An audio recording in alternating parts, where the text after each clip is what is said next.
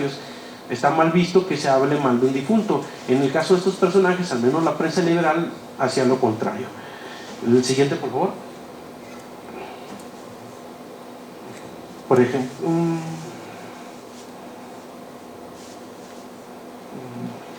aquí vemos un ejemplo de un diario de Fresnillo, Zacatecas, que se llamaba Don Simón, en el que se da la siguiente nota, cito: se le llegó la hora al bandolero Juan Chávez, que merodeó mucho tiempo en las inmediaciones de Aguascalientes, de cuyo estado tuvo el honor de ser gobernador y comandante militar, a la entrada de los franceses en aquella capital, y fue muerto por los mismos suyos en las inmediaciones del rancho de San Sebastián. Su cadáver fue conducido a Aguascalientes, donde le hicieron el duelo las tarántulas, los escorpiones y otras sabandijas, llorando a lágrima viva tan irreparable pérdida. Y fue acompañado al panteón por una numerosa comitiva, algunos como curiosos y otros, los más, como sus simpatizantes. Fin de la cita. En la siguiente, por favor. Y por ejemplo, aquí tenemos al personaje en cuestión, Juan Chávez. Cabe señalar que él, voy a hacer un breve resumen de su biografía, lo pueden encontrar posteriormente en mi texto, pero por cuestiones de tiempo voy a mencionar algunos datos importantes. Él nace alrededor de 1831 en la hacienda de Peñuelas, la cual se ubica al sur de la ciudad de Aguascalientes, a pocos kilómetros. Desde su nacimiento desconocemos su vida hasta 1859, que es cuando la prensa liberal empieza a dar noticias de su actividad como bandolero. Posteriormente, tras el triunfo de la Guerra de Reforma, se va a indultar, y el 13 de mayo de 1861 va a contraer matrimonio con Petra Ávila, otra mujer de origen humilde, también en la misma hacienda de Peñuelas. Este dato va a ser más relevante más adelante, ahorita se los comentaré. Posteriormente, durante la invasión francesa, va a prestar sus servicios a los franceses y va a estar a cargo del general Aquiles Bazaine, quien lo va a dejar a cargo del gobierno de Aguascalientes de diciembre de 1863 a febrero de 1864, cuando es revocado por su mala administración. Tras el triunfo de la República, va a seguir dedicándose al bandolerismo y va a ser perseguido por los gobernadores Esteban Ávila y Jesús Gómez Portugal. Pero finalmente, a la muerte, como ya se mencionó en el fragmento del periódico anteriormente mostrado, le llegaría la noche del 15 de febrero de 1869 en las inmediaciones de San Sebastián, una localidad que se encuentra en las inmediaciones entre Aguascalientes y Jalisco. La siguiente, por favor. Aquí podemos apreciar dos fotografías que se le hicieron al cadáver de Juan Chávez.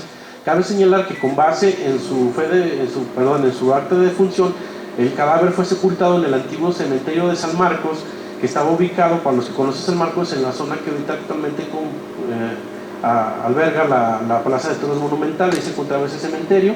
En la foto de su mano derecha podemos ver al cadáver de Juan Chávez con la camisa abierta, donde se ven muchos escapularios, y en estas partes podemos ver las heridas de la lanza que acabaron con su vida. Lo interesante aquí es que no tenemos noticia de que haya sido exhibido el cadáver, porque ni los cronistas ni la prensa de la época da noticia de ello. Sin embargo, un juicio testamentario de 1877, demandado por su viuda Petra Ávila, mencionaba que desde el mediodía del 16 de febrero del 69 estuvo en constante conflicto con las autoridades locales para que le permitieran sepultar el cadáver, y desde el mediodía del 16 hasta las 6 de la tarde del día siguiente no sabemos qué pasó con el cadáver. La hipótesis es de que se le hicieron estas fotografías para dejar evidencia de que ya había fallecido, y probablemente se expuso en la plaza principal. Vamos a adelantarnos un poquito más en el tiempo, también por cuestiones de tiempo. La siguiente, por favor.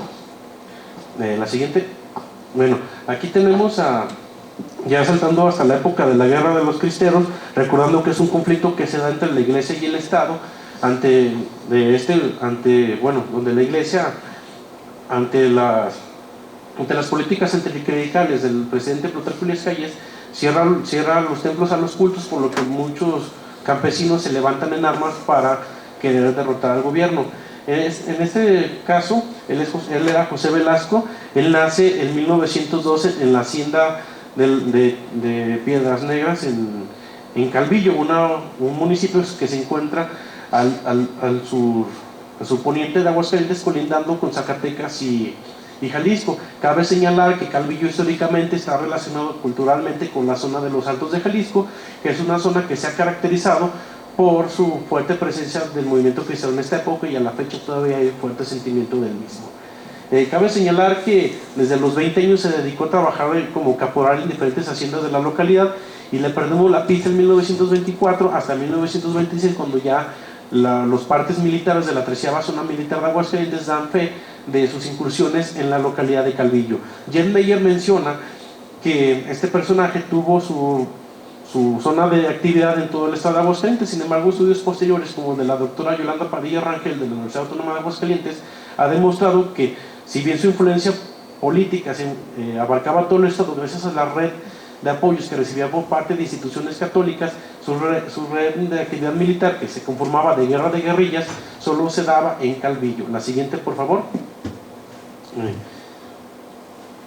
Me voy a permitir leerles un pequeño fragmento de cómo murió José Velasco, para entender el porqué de estas fotografías. Cito: el 29 de agosto de 1935, en esto hay que entender que para entonces la iglesia ya había llegado a unos acuerdos con el Estado y había pedido que los cristeros dejaran las armas y se regresaran a sus comunidades. Sin embargo, hubo muchos cristeros que se sintieron traicionados por la iglesia y siguieron en pie de lucha. Uno de ellos fue José Velasco. Continuó.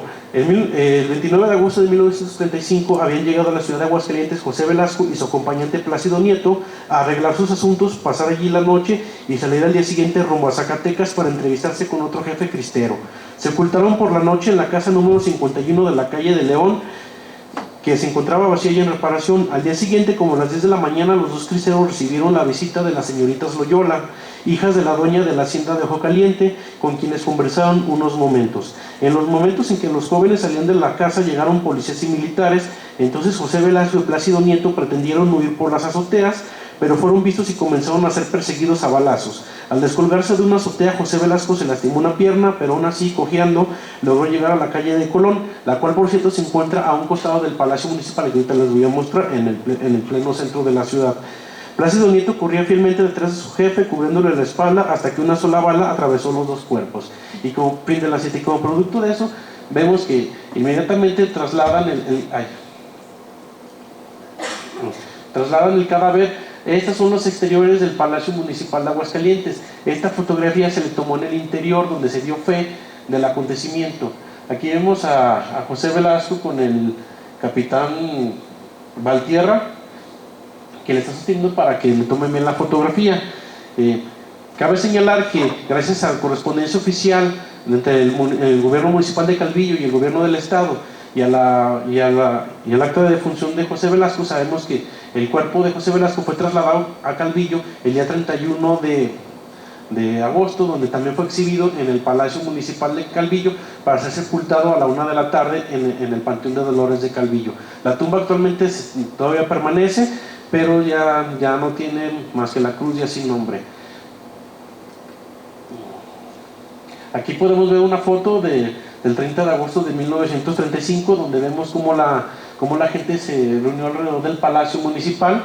De este lado está la calle de Colón, donde lo mataron, entonces pues lo trasladaron inmediatamente aquí. Aquí vemos que la gente acudía a ver el acontecimiento, por así decirlo. La ventana donde estaba exhibido el cuerpo es en esta de aquí, que actualmente conserva los mismos elementos. Y ahora voy a proceder a leer ya brevemente las conclusiones. Bueno, a manera de conclusión, hasta este punto podemos señalar tres aspectos principales del tratamiento mortuorio de los personajes que están retratados en nuestro material.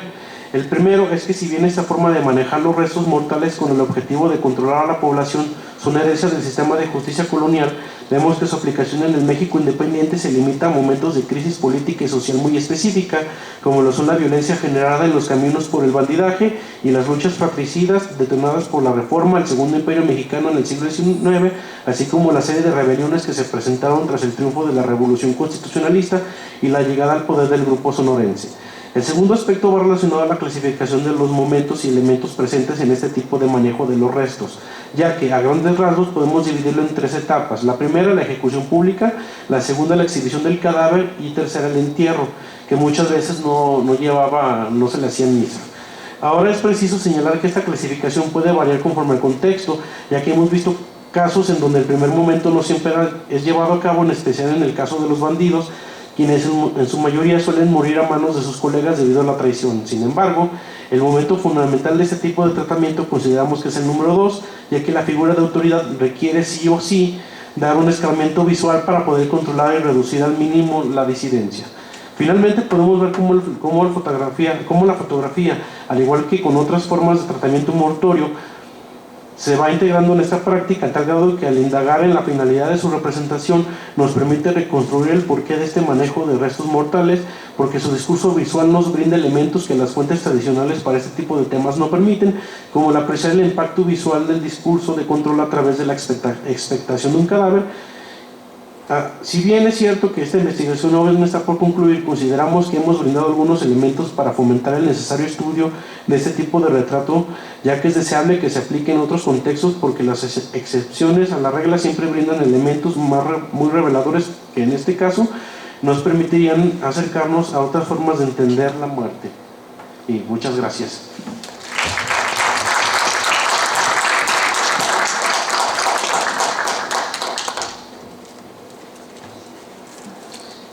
Bueno, entonces ahora podemos pasar a las preguntas.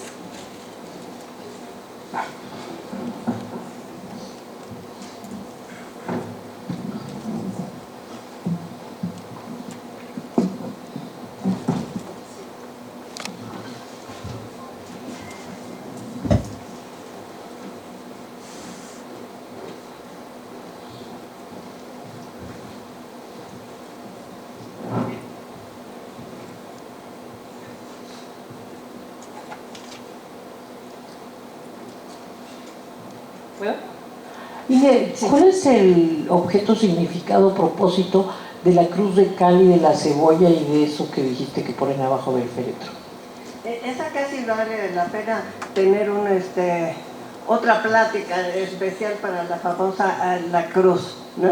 Pero esto que se pone debajo, pues es para hacer una especie de limpia, ¿no? Se pone el chayote y la cebolla y todo esto como para que no haya malas vibras y no haya contagios. Mucha gente piensa que estando en el velorio se van a contagiar. Y la otra pues representa los 9 días que tienen que rezar los rosarios y demás, y día con día van levantando poquito a poco la cruz hasta llevarla al panteón y tenerla dentro, que es con esto como que ya el alma ya está en otro nivel. Gracias. Buenos días. Disculpe, ¿dónde se encuentran ahorita las fotografías de los cristeros? Hay dos acervos principales que las contienen. El más importante es el acervo documental del profesor Alejandro Topete del Valle, que por muchos años fue cronista de la ciudad, y su caso es muy particular porque hay quien dice que salvó el patrimonio documental y hay quien dice que lo destruyó, porque durante mucho tiempo los archivos de Aguascalientes estuvieron abandonados. Hay que mencionar también que, por ejemplo, el mismo Juan Chávez llegó a quemarlos, entonces tenemos un vacío histórico desde 1830 hasta 1869 más o menos. Entonces este personaje, Topete, va a llevar a rescatar muchos documentos. Entre ellos se va a llevar las fotografías, documentos, cartas y pertenencias de los personajes que él consideraba más simbólicos de la ciudad. Entre ellos las fotografías de José Velasco, que sabemos que son de un estudio que se llama Luna, que es maneja actualmente. Hay descendientes todavía de ellos en Aguascalientes, pero no sé exactamente quiénes la manejaron. Pero esas fotografías se encuentran depositadas en ese acervo, el cual se encuentra en la Biblioteca Central Centenario Bicentenario, que es parte del Instituto Cultural de Aguascalientes. Y hay otras dos que se encuentran en el Archivo Histórico del Estado de Aguascalientes. Sin embargo, yo le recomiendo, si tiene la oportunidad de consultarlas, que mejor vaya directamente a las del acervo del maestro Topete, porque hay algunas originales.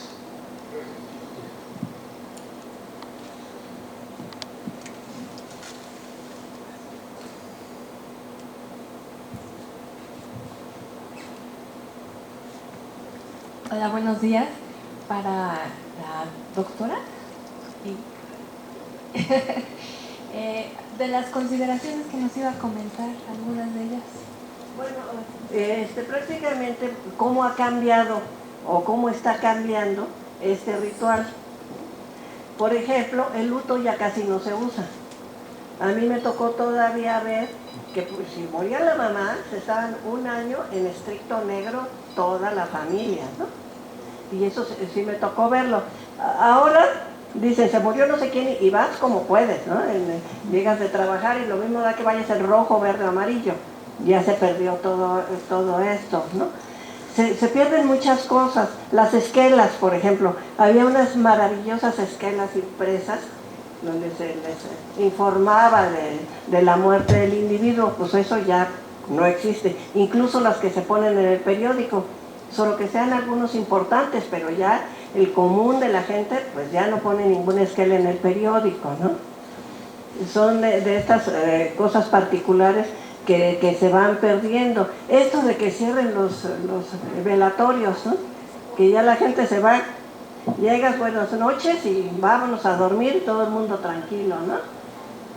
Entonces este tipo de cosas son las que se han ido perdiendo. Sin embargo, en los pueblos no puede faltar la cruz, ¿no? Aquí pues en el velatorio de Galloso imposible ir a poner una cruz ni nada de estas cosas, ¿no? Pero en los pueblos pues sí se sigue poniendo todo eso. El lenguaje de las flores, por ejemplo, ya nadie lleva ese lenguaje, cada quien pone las flores que encontró en el camino, ¿no? En los pueblos nunca hubo tanto esta tradición muy católica de que si la rosa representa esto y el clavel no sé qué, y las flores blancas la pureza, y luego los nardos para que no huela mal, ¿no? Cosas, esto ya nadie sabe de eso para nada, ¿no? Gracias.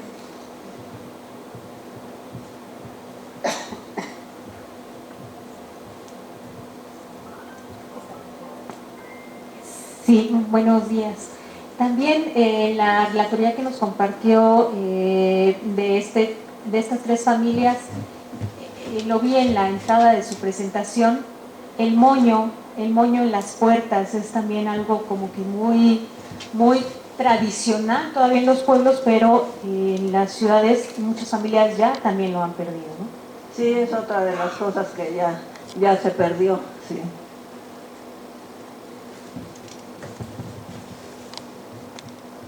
Gracias, buenos días. Soy antropóloga física y me parecen dos ponencias muy interesantes, mucha investigación en ambas, aunque el tiempo es poquito para su difusión.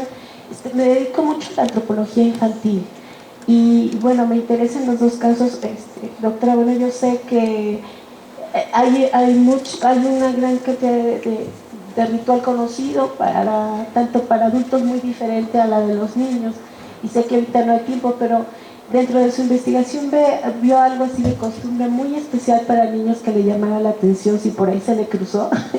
y de una vez al siguiente ponente, en el caso, porque antes pues se detenían a los niños delincuentes hablando de 13 años, 14, 15, ¿le llegó a usted a leer si también estos cuerpos chiquitos se exponían en plazas públicas? Gracias.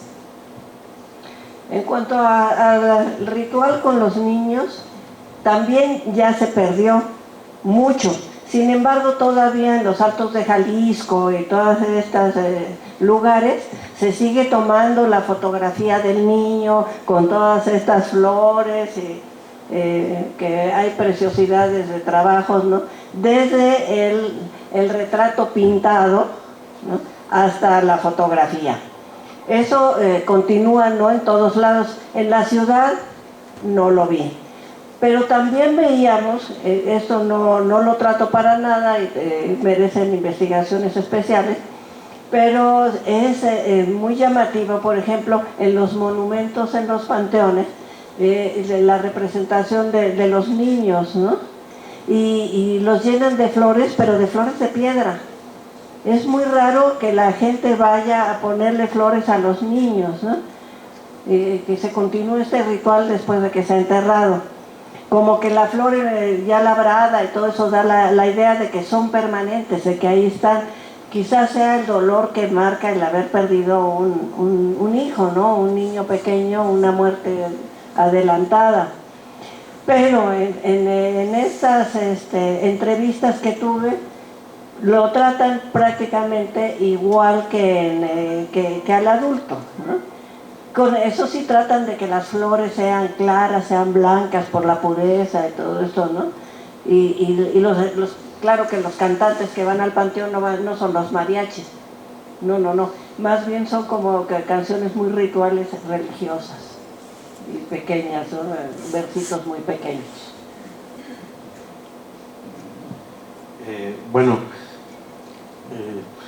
hasta el momento yo no he encontrado, al menos para el caso de Aguascalientes, un ejemplo particular de que se había expuesto el cadáver de un jovencito.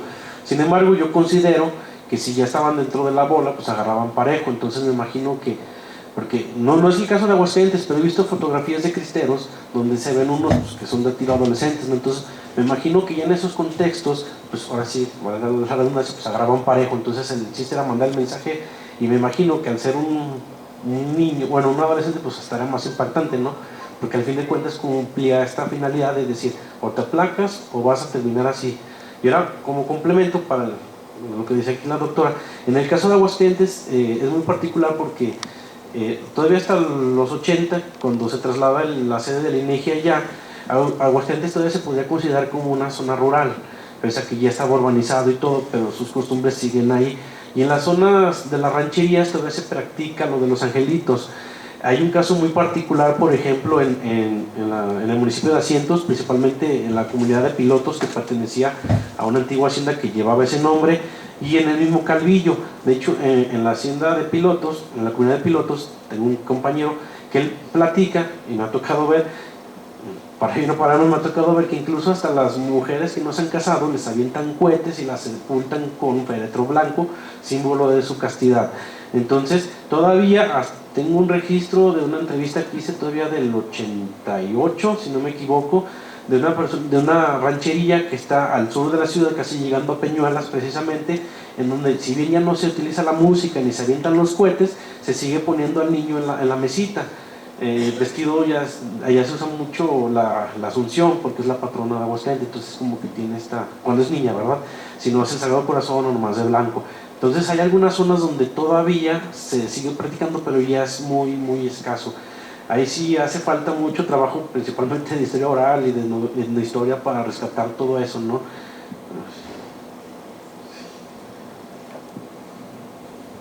¿Alguna pregunta más?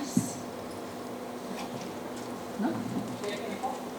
Sí. ¿Tienes fotos de muertos que no son en circunstancias de bandidos y de así, sino de gente normal, de familia, del funeral del difunto? ¿O solo de estos de bandido? Porque estos, como tú dices, tienen la finalidad de que aprendas lo que no se hace.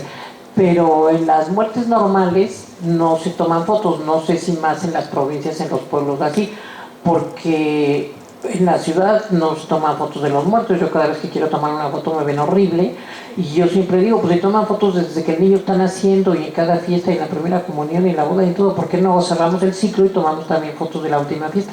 Y todo el mundo me regaña. Entonces quería saber si tú tienes registradas fotos nada más por tener, o si todas tienen estas finalidades diferentes de juicios o de médicos o de cosas de esas. Sí tengo de adultos. Haz de cuenta que, para hacer un paréntesis que va a ayudar a esto, como mencioné yo originalmente, solo pensaba trabajar angelitos. Sin embargo, como los acervos son muy escasas, porque normalmente las conservan las familias, y muchas de ellas no me las quisieron prestar porque todavía vive la señora y les guardan mucho precio. Y una así me dijo, discúlpeme, le voy a decir como decía Cantinflas, pero esta primera vista cae gordo, entonces no se las voy a prestar. Le dije, bueno, está bien, no hay problema. Entonces me enfoqué en puro acervo. Entonces me llamaba la atención de que solo tenía 8 fotografías de angelitos, y dije, pues se me hace, bueno, yo pensando ingenuamente en ese tiempo que se me hacía muy poquito para una tesis de licenciatura. Entonces me metí encamisado en Cebaras y dije, pues deja agarro estos otros. Y entre los cristeros y bandidos también había de gente común y corriente, que, como mencionaba, Aguascalientes tiene la particularidad de que todavía hasta los 80 se podía considerar una zona rural, pese a que ya se le llamaba ciudad desde mediados del siglo XIX. Entonces sí todavía se les tomaba la fotografía. Se empezó a perder la costumbre con la implementación de las funerarias, como Galloso, entre otras. De hecho, hay un caso muy particular en mi familia. Entrevisté a unas tías, las más grandes, una que ellas en paz descanse, y me comentan que cuando falleció una prima mía que no me tocó conocer, le tomaron la fotografía, y todavía iba el fotógrafo a la casa a buscar muertitos o festejos, ¿no?, que andaban a pie. porque no tienen el dinero para ir a contratar un fotógrafo de estudio, entonces le tomaron el retrato. Y la particularidad es que cuando mi tía fallece, pide que la sepulten con la fotografía de mi prima. Y ese hay muchos casos que he registrado. Sí tengo fotografías de personas normales que, si bien estas fotografías solo servían para dejar un recuerdo, al menos yo no veo un trasfondo más allá, como en el caso de Los Angelitos, que es otra particular muy interesante, o en el de estos personajes, pero sí se usaba. Bueno, entonces damos por concluir. ¿Quiere? Bueno, a ver, si no hay nada más, es nada más para ubicarme. Maestro, en la última fotografía donde exhiben el cadáver, ¿es el mismo lugar donde se llevó a cabo la convención de Aguascalientes en 1914? No, donde sí, ahí originalmente se pensó llevarse a cabo, sin embargo, ahí en el Palacio de Gobierno del Estado, que es un lado, que era la antigua casa de los Rincón Gallardo que tienen ahí. Sin embargo, se traslada al Teatro Morelos, que está del otro lado de la plaza. Sí. Bueno, entonces vamos a hacer entrega de la constancia a Aide por su participación. Muchas gracias. Y para Luis Arturo, muchas gracias.